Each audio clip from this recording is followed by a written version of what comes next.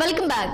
సూర్యాపేట జిల్లా మోతే మండల కేంద్రంలో నల్గొండ పార్లమెంట్ ఎన్నికల సన్నాహక సమావేశం జరిగింది. నీటిపారుదల శాఖ మంత్రి ఉత్తమ్ కుమార్ రెడ్డి, నల్గొండ కాంగ్రెస్ పార్టీ పార్లమెంట్ అభ్యర్థి రఘువీర్ రెడ్డి, ఎమ్మెల్యే పద్మావతి రెడ్డి, మాజీ ఎమ్మెల్యేలు చంద్రరావు జానారెడ్డి ఈ సమావేశంలో పాల్గొన్నారు. బీజేపీ మతాన్ని అడ్డుపెట్టుకుని విద్వేషాలను సృష్టిస్తుందని ఈ సందర్భంగా ఉత్తమ్ ఆరోపించారు.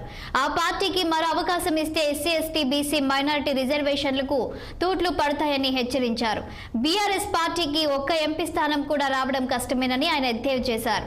మాజీ మంత్రి జగదీష్ రెడ్డి కోదాడ అభివృద్ధికి చేసిందేమీ లేదని, కాంగ్రెస్ ఎంపీ అభ్యర్థి రఘువీర్ రెడ్డి పార్లమెంటులో సాయశక్తుల ప్రజల తరపున పోరాడతారని అన్నారు. ప్రతి కార్యకర్త సైనికుడిలా పనిచేసి రఘువీర్ గెలుపుకు కృషి చేయాలని విజ్ఞప్తి చేశారు ఉత్తమ్ కుమార్ రెడ్డి. రేవంత్ రెడ్డి గారు ముఖ్యమంత్రిగా, బట్టి విక్రమార్క గారు ఉప ముఖ్యమంత్రిగా, మేమందరం క్యాబినెట్ మంత్రులుగా 11 మంది ఒక క్రికెట్ టీం లాగా